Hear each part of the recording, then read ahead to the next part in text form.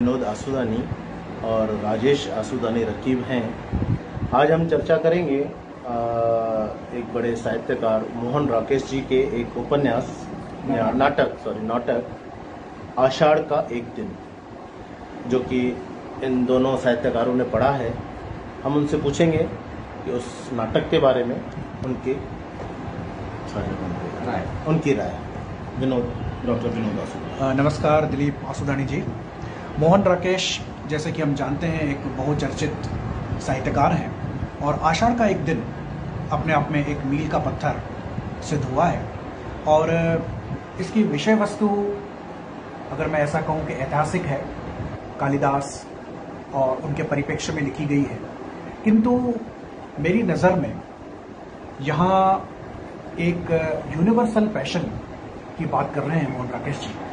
और इस संपूर्ण नाटक में जो दो चीज़ें उभर के सामने आती हैं, एक कला और दूसरा प्रेम। इन दोनों का जो सिग्निफिकेंस है किसी आर्टिस्ट के लाइफ में, उसको वो बताने की कोशिश कर रहे हैं। कालिदास के पास प्रतिभा है और वो इस छोटी जगह पर उसकी प्रतिभा कहाँ तक आगे जाएगी इसके बारे में शक है।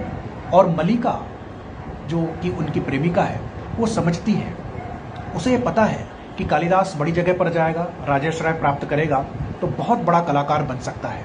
किंतु जैसा कि कालिदास कहता है कि उसे विवाह नहीं करना है, और उसके इस निर्णय को सम्मान करते हुए, अपने प्रेम को बरकरार रखते हुए कालिदास की प्रगति हो, इसके लिए अपना प्रेम भी बरकरार रखती है और उसके कला के बीच में कोई भी बाधा उत्पन्न नहीं करती है।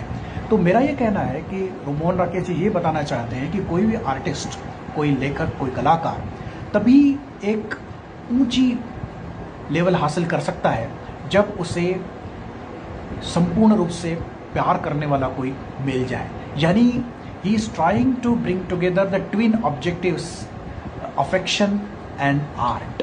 इन दोनों में से यदि एक न मिले, कालिदास को अफेक्शन न मिलता तो शायद उतना आगे न जा सकता, और सिर्फ अफेक्शन मिलता, मल्लिका से वो वहीं विवाह कर देता, तो शायद वो इतना बड़ा आर्टिस्ट नहीं बनता। ये हालांकि मास्टरपीसेस ऐसे होते हैं जिसमें कई आयाम होते हैं, किंतु ये आर्ट और अफेक्शन बहुत कम आलोचकों का इस तरफ ध्यान गया है। तो ये मुझे लगता है इस संपूर्ण नाटक की आत्मा है, उसको मोहन राकेश अपने कलात्मक ढंग से उजागर कर रहे हैं। अब हम राजेश जी से सुनेंगे आषाढ़ का एक दिन के ऊपर उनके विचार। जी, आषाढ़ का एक दिन, जैसा विनोद भाई ने कहा, एक मास्टरपीस है मोहन राकेश जी का। पहले तो मैं अनुरोध करूंगा सारे श्रोताओं से, सारे दर्शकों से कि वे ज़रूर इस नाटक को सुने और देखें, क्योंकि हम बचपन से सुनते आते हैं, हाँ ये बड़ा नाटक है, ये ऐसा है, बस हम वहीं तक सीमित रह जाता है, लेकिन हम कभी उसको देख सुनकर आत्मसात करने का प्रयास नहीं करते। तो पहली बात तो ये कि स्वयं वे इस नाटक को अनुभव करें। अब उसके बाद मेरी जो अनुभूति है इस नाटक की, बिल्कुल कला और प्रेम की बात मोहन राकेश जी ने उठाई है इसमें और दर्शाई है। और मैं इस नाटक की जो उपलब्धियां हैं पहले वो बताने का प्रयास कर। पहली बात तो मल्लिका पर ये नाटक केंद्रित है। हालांकि ऐसे लगता है कि कालिदास पर है, कालिदास एक कलाकार बन गया और कला के लिए लगाव और अलगाव दोनों आवश्यक है। लगाव प्रेम था जैसे मल्लिका और कालिदास का, पर अलगाव जब वो गया, राजाश्रय प्राप्त होने की वजह से वो कलाकार नहीं बना, बल्कि मल्लिका से जो बिछोह था उसने कालिदास को बहुत बड़ा कलाकार बनाया। तो लगाव और अलगाव ये कला के लिए दोनों आवश्यक चीजें हैं। और तत्पश्चात उस नाटक की एक उपलब्धि ये है कि मल्लिका का जो जीवन है वो जिस तरह से व्यतीत होता है, और वो ये कहती है कि तुम्हारे जीवन से शायद मैं चली गई, लेकिन मेरे जीवन से तुम कभी नहीं गए। तो कला कालिदास ने रची, लेकिन कला को जिया मल्लिका ने। Kalidas wrote but Mallika was. जैसे कहते हैं poem should not mean, a poem should be. तो मीनिंग और बीइंग में बहुत बड़ा फर्क है। तो यहाँ कालिदास एक कलाकार के तौर पे जरूर उभरा, लेकिन उस कला की जो साक्षात जीवंत मूर्ति है वो मल्लिका थी। और फिर ये भी हुआ कहीं मेरे विचार में कि अलगाव शायद अत्यधिक हो गया, और वो अत्यधिक अलगाव होने की वजह से कला और प्रेम में जो सामंजस्य स्थापित किया जाना चाहिए था वो कहीं करने में कालिदास असमर्थ रह गया। राजाश्रय प्राप्त करने के बाद स्वयं छोटा मोटा राजा कश्मीर का होके जब जाता है तब वो मल्लिका से मिलता तक नहीं है, और लास्ट में आखिरकार जब आता है तब जिंदगी की परिस्थितियां बदल चुकी होती है। वो इतना अलगाव का समय व्यतीत करते करते मल्लिका आखिर टूट जाती है। कलात्मक दृष्टि से नहीं टूटती, पर जीवन की दृष्टि से वो अवश्य टूट जाती है।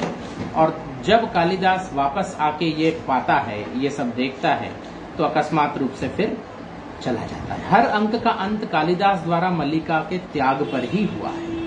तो ये मैं कहूंगा कि कला के लिए लगाव और अलगाव दोनों आवश्यक हैं, पर कला और प्रेम का एक सामंजस्य जो स्थापित होना चाहिए आइडियली, वो कहीं नहीं हो पाया। और अति अलगाव की वजह से कला तो लिखी गई, कला तो रची गई, और वो कला मल्लिका द्वारा जी गई, पर वो दोनों का समन्वय, दोनों का संयोग नहीं हो पाया, और यही इस नाटक की त्रासदी है। और एक बात जो खास इस नाटक में है, मुझे लगता है कि अगर हम नायिकाओं पर दृष्टिपात करें, साहित्यिक नायिकाओं पर, लिटरेरी हीरोइंस पर, तो मल्लिका इस दृष्टि से बिल्कुल अलग है, मेरे हिसाब से यूनिक है। क्योंकि नायिकाएं हमेशा ही साहित्य के अंतर्गत अपना स्नेह प्राप्त करना चाहती हैं, किंतु अपना स्नेह बरकरार रखते हुए मल्लिका के पास कला की समझ है और कला के प्रति समर्पण है। इस दृष्टि से मल्लिका एक अलग नायिका बन पड़ती है। अंत में हमें ऐसा बिल्कुल प्रतीत होता है कि शायद कालिदास थोड़ा जल्दी आ जाते तो ये मल्लिका जो मजबूरियों से, शायद मजबूरी से विलोम के साथ विवाह करती है तो न करती, शायद उसकी प्रैक्टिकल मजबूरियां रही होगी उस समाज में एक अकेली स्त्री का, और स्पेशली जब उसकी माताश्री का देहांत हो जाता है उसके बाद अकेली रहना शायद संभव नहीं था। किंतु कालिदास जब वापस आता है तो उनके वार्तालाप से ये बिल्कुल स्पष्ट हो जाता है कि मल्लिका के हृदय के अंतर्गत आज भी कालिदास के प्रति वही समर्पण है, वही स्नेह है। और कालिदास को निश्चित रूप से इस बात का दुख होता है कि अब वो विलोम की पत्नी हो चुकी है और वहाँ से वो चला जाता है। और कहीं तो भी एक और भी बात इसमें अपरोक्ष रूप से आती है कि ये जो विछोह फिर से कालिदास को मिलता है, शायद ये कला को और भी निखार दे। ये मोहन राकेश जी नहीं कहते, किंतु हम पाठक ऐसा भी सोच सकते हैं कि इस प्रकार की जब जुदाई उसको मिल जाती है कालिदास को, और हमेशा की जुदाई मल्लिका से, तो शायद उसकी कला और भी निखर जाती, ऐसा हो सकता है। पर मैं इस बात से सहमत नहीं। जैसा मैंने अभी कहा कि एक लगाव और अलगाव का सामंजस्य स्थापित होना चाहिए, कला और प्रेम का एक संतुलन बनाए रखना चाहिए, जो कि नहीं, मल्लिका और कालिदास के जो संबंध है, आखिरी जो दृश्य हम देखते हैं उसमें वो नहीं बना रहा। और कालिदास अकस्मात रूप से मल्लिका से विदा लिए बिना ही, केवल उसकी परिस्थिति देखकर, उन्हें बातचीत हो रही होती है और अपनी बेटी के लिए वो अंदर जाती है, बेटी रोती है उनकी, तो अंदर जाती है और यहाँ कालिदास गायब हो जाता है। मेरे लिहाज से, मेरे हिसाब से ये कालिदास की पराजय है। पराजय इसलिए कि केवल कला को बढ़ाने के लिए आप प्रेम की इस तरह से त्याग नहीं कर सकते। मुझे लगता है कि शायद कालिदास और कुछ क्षणों तक मल्लिका पर विश्वास करता तो यह भी हो सकता है कि वो विलोम का त्याग करके वापस कालिदास के पास आ सकती थी, क्योंकि अदरवाइज उसका कैरेक्टर कंसिस्टेंट है, तो हमेशा ही उसके मन में कालिदास के प्रति स्नेह है, और वो विलोम के साथ उसका जो संबंध है वो मजबूरी का संबंध है, ऐसा हो सकता था। और एक बात, अगर हमें एक समग्र परिप्रेक्ष्य में किसी भी कला को देखना है तो पहले उसका अलगाव हो, और एक हद तक अलगाव हो, और उसके बाद वापस वो लगाव में जब परिवर्तित हो जाएगा तो मुझे लगता है कि वो सर्कल कंप्लीट होगा।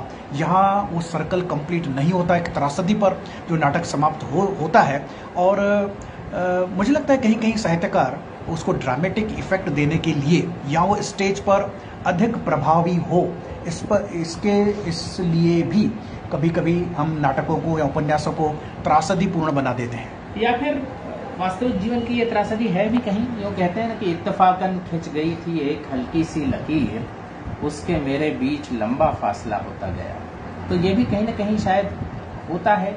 और कालिदास के चरित्र में ये भी है कि पहले वो मतलब जैसे राजाश्रय के लिए जाते हैं कला को बढ़ाने। मल्लिका का ये कहीं ना कहीं उम्मीद है, मल्लिका की वो भेजती तो है उनको, लेकिन उसे ये उम्मीद है मन में कि आगे वे बढ़ के और वापस उसके पास जरूर आएंगे। जब वो कश्मीर जाते हैं तब परफेक्ट मौका था कि वो आकर उससे मिलते तो शायद अलगाव उतना नहीं बढ़ता, लेकिन वो अलगाव बढ़ता चला गया और आखिरी दृश्य में कालिदास का यूं गायब हो जाना, चाहे वो कितने भी बड़े कलाकार हों पर प्रेमी के नाते वो विफल है। बिल्कुल। और यह भी एक बड़ा अजीब सी बात है कि कला को इतना महत्व दिया जाए, अंततः वो प्रेम का गला ही घोट दे। क्योंकि कला जो है वो प्रेम जो है कला को पनपने के लिए जरूरी है, और जो चीज़ कला को पनपा रही है उसी का अंत में गला घोट दिया जाए। यहाँ कहीं ना कहीं मुझे लगता है कि मोहन राकेश जी की जो जीवन दृष्टि है उसमें खामी तो नहीं है, लेकिन हो सकता है उनकी जीवन दृष्टि अलग हो,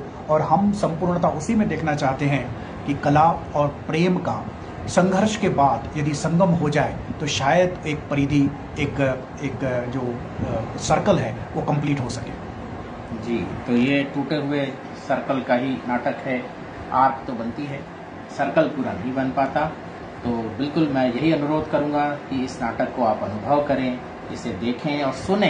देखने की तो बात ठीक है, सुनना जरूरी है इस नाटक को, क्योंकि इसके जो संवाद हैं वो बिल्कुल गहरे और कहीं न कहीं मन को छूने वाले, झकझोरने वाले हैं।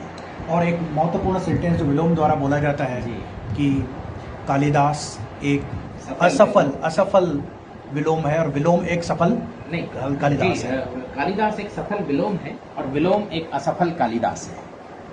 जी, तो ये जो है कि कालिदास सफल होकर के भी कहीं असफल हो गया, और विलोम एक साधारण व्यक्ति होकर भी, असफल होकर भी सफल हो गया। और ये कालिदास का एक और विरोधाभास आप देखिए। कालिदास शुरू में अडिग है कि वो विवाह नहीं करेगा, लेकिन आखिर में जब वो देखता है कि विलोम से मल्लिका ने विवाह कर लिया तो वो झटका खा जाता है और वहां से गायब हो जाता है सीन से। तो ये जो अंतर विरोधाभास है कालिदास के मन का, ये भी कहीं ना कहीं सामने आ गया। कहीं ना कहीं मुझे लगता है कि कालिदास यहाँ पुरुष प्रधान संस्कृति का भी शिकार हो रहा है।